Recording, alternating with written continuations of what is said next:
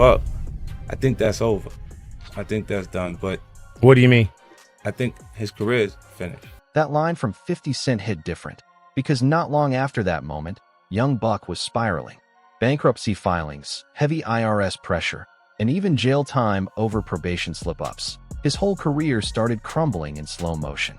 And the truth behind why it all fell apart is way darker than most fans ever realized. From the streets to stardom, let's run it from the top, because Buck's rise is straight up wild and sets the tone for everything that came next. Growing up in Nashville, Tennessee, young David Brown wasn't living anything close to a smooth life. My guy was constantly bouncing around as a kid, from Seafright in North Nashville to the J.C. Napier projects in South Nashville, then over to the South 7th projects. By the time he was just 8, this little dude already knew Nashville like the back of his hand. East to west, top to bottom. Moving through different hoods and witnessing every kind of street chaos ended up shaping the music he'd make later. And to bring in some cash and help out at home, Buck was out grinding in every legit hustle he could find, pumping gas for tips, mowing lawns, washing cars, whatever got a few dollars in his pocket. Music became the escape, the outlet, the dream he clung to. He started freestyling with his day ones, battling anybody willing to step up, and slowly building a name for himself in Nashville's underground rap scene. Then comes the part that really shows Buck's early hunger and crazy ambition. Buck and his homies stumbled across a BG Chopper City CD, and on the back was a phone number for Cash Money Records. These two young dudes, barely knowing what they were doing, actually dialed that number with a wild plan. They told Cash Money they wanted to book them for a show in Nashville for about $5,000. And somehow, unbelievably, Cash Money agreed. The show never ended up happening, but what did happen completely flipped Buck's life forever. No exaggeration. But what did happen was Buck and Lil Jimmy ended up meeting everybody at Cash Money Records, and the first thing that Birdman told Buck was to spit a freestyle for him, and he put him up against Lil Wayne at that time, and they went back and forth. And that ended up impressing Birdman. And Birdman was so impressed that he didn't even hesitate. He flew Buck straight out to New Orleans to see if they could lock in something official with Cash Money Records. Imagine that. Buck was only 14 when he made one of the biggest choices of his entire life. My boy dropped out of school completely just to chase this rap dream full-time. Now, we ain't here to judge whether that was the smartest move for a kid his age, but it tells you everything about how driven and hungry he really was. This wasn't some side project or weekend hobby. Music was his whole escape plan, his only shot at getting out the struggle. Buck ended up coming on with them and hopefully having his situation figured out as well. But as years went on, Buck said he spent 3 to 4 years with Cash Money and none of his music ever got released. He got essentially put on the back burner while the other artists on Cash Money like Lil Wayne, Juvenile, BG, so on and so forth ended up blowing up. The only real proof Buck has from his entire Cash Money era is that quick cameo in Big Timer's Big Ballin' music video. By 1999, Buck had hit his limit with all that. He was watching everybody else around him level up while he stayed stuck on the sidelines. So he made the tough call to dip from Cash Money and head back to Nashville to carve out his own lane. But those years weren't a total loss. He picked up priceless game about the industry, built solid connections, especially with DJ Paul from 3-6 Mafia and Juvenile, bonds that would end up being major in the years ahead. Back in Nashville, Buck got back with his squad and went full grind mode independently. No label help, just straight hustle. On August 22, 2000, he dropped Thug Until the End with his guy DT, and something crazy happened. The project actually charted on Billboard, hitting number 34 on the R&B charts and number 17 on the independent charts. For a totally indie release from a relatively unknown Nashville artist, that was huge. Buck moved around 10,000 units on his own. And yeah, that ain't major label numbers. But for a dude pushing his music out the trunk, it was a serious win. More importantly, it proved that this rap dream wasn't just fantasy. People were really rocking with what he had to say. Then came the moment that shook everything. The wake-up call that forced him to realize he couldn't live 2 lives forever. He had to choose one. And out of my ordeal back in the streets, I ended up getting shot in a home invasion and a robbery. One in the arm, one in the upper thigh area. It was enough for me to wake up and really realize that, yo, if this shit keep going on like this, I'm either to get killed go to jail. And I really realized that because I was getting down for real. Really started to devote more of my time to the music then, the studio, period. After bouncing back from that home invasion shooting, Buck made a firm promise to himself. No more street life, all in on the music grind. And just when he needed it most, an opportunity came through an old Cash Money connection. DJ Paul from 3-6 Mafia, who had always been a big fan of Buck's talent and pen game, heard about the shooting and reached out. He had Project Pat pick Buck up from Nashville and bring him down to Memphis to lay tracks. From those sessions came Buck's first major album placement on 3-6 Mafia's When the Smoke Clears 666, the exposure he needed to set the next chapter in motion. Even with the win, Buck didn't sign with 3-6 Mafia. He returned to Nashville, grinding solo, but now with bigger visibility and stronger industry connections than ever. But hold up, we getting ahead of ourselves, fam. The story of how Buck actually linked up with G-Unit? That one's insane. The G-Unit era, when things got real. Birdman, his old Cash Money connect, hit him up again with a proposition. By now, Cash Money had completely blown up. Bigger offices, luxury whips everywhere, the whole operation on another level. Birdman wanted Buck to join a new group he was assembling called Head Buses. Buck flew back to New Orleans, but history started repeating itself in the worst way. No cap. He sat around for almost a week with zero paperwork signed and no real progress on the deal. Frustration set in. This wasn't that naive 14-year-old kid anymore. He was a grown man with responsibilities and things popping off back home, and he wasn't about to waste time. Then, out of nowhere, fate intervened.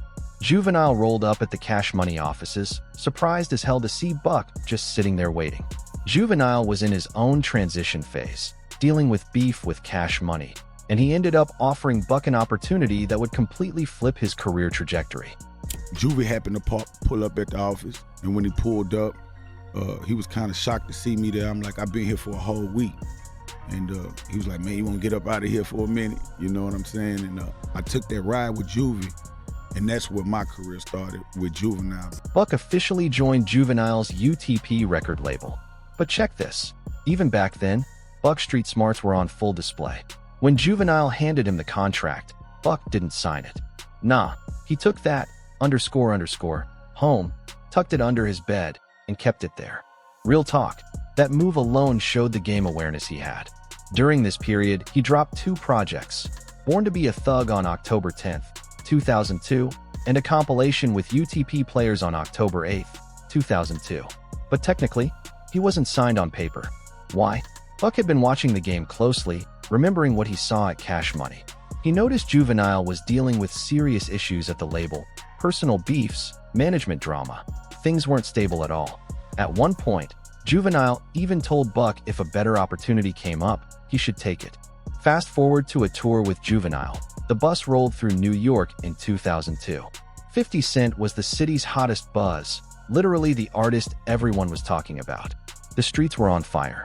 The tour bus driver had a connection to 50's former manager, Shaw Money Exile, and Buck kept pushing. He kept asking, "Can we get 50 on the bus? Let's cook something up." And guess what? It actually happened. 50 came on the bus, but he was there to record with Juvenile, not Buck. While they were in the back working, Buck made a power move. He started playing his own solo joints for Lloyd Banks and Tony Yayo, who were also on the bus. One track grabbed Lloyd's attention. Banks took it straight to 50, who jumped on it. That track, it would become Bloodhound on the legendary Get Rich or Die Tryin' album. Now, technically, that wasn't the first song featuring all 4 of them. That goes to a little bit of everything on the 50 Cent is the Future mixtape. But Bloodhound, that's the track that officially put Buck on the mainstream map. At that time, 50 liked Buck but couldn't offer a deal. He wasn't signed to a major label himself yet. Still, 50 never forgot him.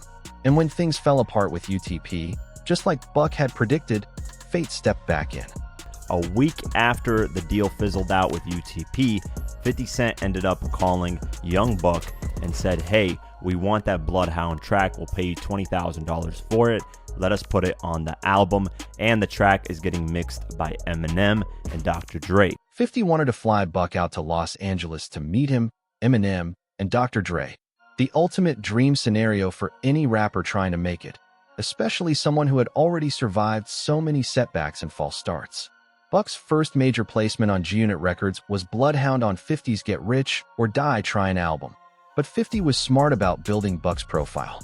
Instead of immediately dropping a solo album, he chose to release the group G-Unit album Beg for Mercy first.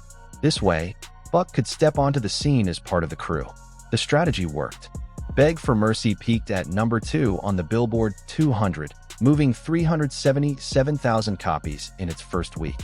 Today, it sold over 2.7 million copies in the US and is nearly diamond worldwide. Young Buck had officially arrived, and the whole hood was watching. Following the G-Unit blueprint, Buck dropped a mixtape called Welcome to the Hood on May 31st, 2004, hosted by DJ Who Kid, setting the stage for his solo debut. On July 2nd, 2004, the first single, Let Me In featuring 50 Cent, dropped and peaked at number 34 on the Billboard Hot 100. Then came the big moment. August 24th, 2004, Buck released his debut album, Straight Outta Seville. No cap. The album debuted at number 3 on the Billboard 200, selling 361,000 copies in the first week, and earned platinum certification. The second single, Shorty Wanna Ride, became Buck's highest charting solo single at number 17 on the Hot 100. But Buck achieved more than commercial numbers. He broke the so-called Nashville curse, becoming the first non-country artist from the city to hit major mainstream success in hip-hop. For decades, non-country acts struggled to make it big from Nashville, and Buck shattered that barrier, opening doors for the whole city. On November 15, 2004, at the Vibe Awards, Wild __ went down, an incident that would have long-term consequences for Buck's career. Dr. Dre, Eminem, 50 Cent, the whole G-Unit crew, and Suge Knight were all present. Allegedly, a man named Jimmy Johnson got physical with Dr. Dre, and Buck allegedly stabbed him. Buck went on the run but turned himself in a few days later. About a year and a half later, the case closed. Buck received 3 years probation and was ordered to complete 80 hours of community service. This episode, while ultimately minor legally, was the first major red flag, a reminder that Buck's street instincts and loyalty could threaten everything he'd built. In 2005, Buck kept grinding, growing his brand. He featured on 36 Mafia's massive hit Stay Fly, which peaked at number 13 on the Billboard Hot 100 and went double platinum. He also dropped an independent album to promote upcoming G-Unit South artists, a project 50 had entrusted him with. Buck wasn't just an artist anymore. He was building an empire within the G-Unit umbrella. 2006 saw Buck flooding the streets with mixtapes, setting up his next album. On February 6, 2006, he released Case Dismissed, the intro to G-Unit South with DJ Drama. Both a celebration of finally closing his Vibe Awards legal chapter and an introduction to the artists he was bringing up under the G-Unit South banner. Around this time, while Buck was working on his second album, Buck the World, 50 Cent and their shared manager Shaw Money Exile started beefing. 50 called all G-Unit members together, telling them they needed new management because he was cutting ties with Shaw Money. And here's where Buck's loyalty, one of his greatest strengths, became a problem. Buck was extremely close with Shaw Money XL, so close that he had been the best man at Shaw Money's wedding. Lloyd Banks and Tony Yayo fell in line, but Buck didn't. Shaw Money had became a best friend of mine. I'm the best man on this man's wedding. That's how me and close Shaw was. Me and Shaw were probably closer than me and 50. Him and 50 was, so I'm the best man of this man's wedding. I'm judging Shaw not from a business standpoint of his problems with 50, but looking at him as my brother. Buck saw Shaw Money as more than just his manager. He considered him family. At the time, Buck had no personal issues with Shaw. In his mind, they were going to work that __ out eventually. He didn't see why he should turn his back on someone who hadn't wronged him. But 50 saw it differently. To him, Buck was picking sides, and that was straight up disloyalty. The resentment started immediately. You'd see Banks, Yayo, and 50 together at shows and events, while Buck and Shaw Money were left to push Buck's project on their own. Buck believes this played a huge role in why Buck the World didn't hit as hard as his debut. The album dropped on March 27, 2007, debuting at number 3 on the Billboard 200 with 140,000 first-week sales, eventually going gold. Singles like I Know You Want Me and Get Buck underperformed compared to his first album hits, and without the full G-Unit promotional machine backing it, Buck was left fighting uphill. Meanwhile, 50 accused Buck of rolling with his rivals, The Game, Jadakiss, Fat Joe, Jim Jones, and others. Buck says the truth is he wasn't trying to be friendly with them. He was just passing info back to 50 about what was being said. But even that tiny connection was enough for 50 to see it as betrayal. On top of that, 50 claimed Buck was reckless with money, dodging taxes, and that he had to cover Buck's IRS bills multiple times.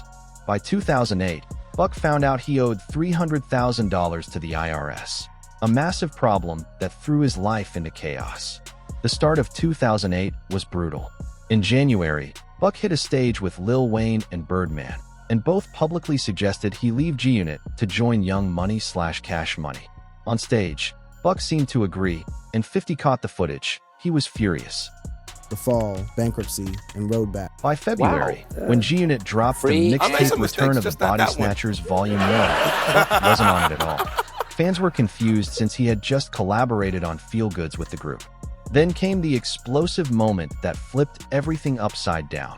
The moment that sent Buck into a downward spiral he's still navigating to this day. In March 2008, 50 Cent and Young Buck had a phone conversation nobody knew about at the time. But here's the kicker. 50 was secretly recording the whole __. After that call, things seemed patched up for a minute. Buck even appeared on tracks for the G-Unit mixtape Elephant in the Sand that month. For a brief moment, it looked like maybe, just maybe, they could work things out. But that peace didn't last long, fam. On March 20th, 2008, Yo Raps magazine dropped an interview where Buck said, "I'm still waiting on a royalty check. Period. I've never seen a royalty check since I signed with G-Unit. Hell yeah, that show money is that good. I've never cashed a royalty check in my career." Here's the wild part. That interview was old, recorded months earlier, but the outlet released it right as Buck and 50 were supposedly making amends. The timing? Perfect sabotage. Shaw Money XL scrambled the next day, doing damage control and claiming Buck had cleared over $10 million under 50's guidance. Fast forward to April 7th, 2008, a Monday morning. 50 Cent went on Hot 97 and officially announced Young Buck was no longer part of G-Unit as a group, though he technically remained signed to G-Unit Records as a solo artist. The following week, when the full G-Unit crew hit Hot 97, 50 went even further, claiming Buck had a drug problem. Buck stayed silent for weeks, probably trying to process all the madness. Then, on May 12, 2008, he dropped my interview, directly addressing getting kicked out and the drug allegations. Things went quiet until June. On June 15, 2008, Buck hit the stage and shouted G-Unit. The line in the sand, the point of no return. Just 2 days later, on June 17th, 50 dropped the full recorded phone call, featuring Buck crying and begging for help. Buck fired back on June 18th with the diss track The Tape Conversation, and a few days later, June 21st, The Game jumped on the remix. There was even talk of a collaborative mixtape between Buck and Game called Worth More Than 50 Cent set for July, but it never dropped. When G-Unit released their second album, Terminate on Sight, on July 1st, 2008, Buck only appeared on 4 tracks, basically guesting on what should have been his own group's album. For the rest of 2008, he barely put out any music because, according to him, 50 was actively blocking him from recording and releasing a new album. Since Buck was still technically signed to G-Unit Records, 50 had full control over official releases, forcing Buck to pivot in 2009, flooding the streets with mixtapes instead. And here's the part real ones noticed. For many fans and those who really tracked Buck's grind, 2009 was when his music felt hungriest, raw, desperate, and straight up authentic. You could hear the hunger, the pain, the relentless determination in his voice. Buck was in a rough spot, but he was channeling all that chaos into his bars. He dropped multiple mixtapes that year, including Back for the Streets on April 11th and the critically praised Back on My Buck on May 26th. Tracks like I Want It All and I Got It featuring Young Jeezy showed Buck at his sharpest, laser-focused, and motivated. But while Buck kept the music fire burning, his personal and legal issues were piling up fast, almost crushing him. On August 3rd, 2010, The IRS raided his home over $300,000 in unpaid taxes. During the raid, they found a hammer, and because Buck was a convicted felon from the 2004 Vibe Awards incident, he got charged, despite claiming the gun belonged to his licensed tour manager. Just 3 days later, Buck dropped My Campaign, turning that real-life pain into bars instantly, proving yet again how he could flip struggles into music. Then on August 19, 2010, Buck filed for Chapter 13 bankruptcy. Here's the kicker. Through that filing, he legally freed himself from his G-Unit Records contract. A strategic move wrapped in desperation. Real talk. On September 7, 2010, he released his independent album The Rehab, which debuted at number 55 on the Billboard 200 and sold just over 6,400 units its first week.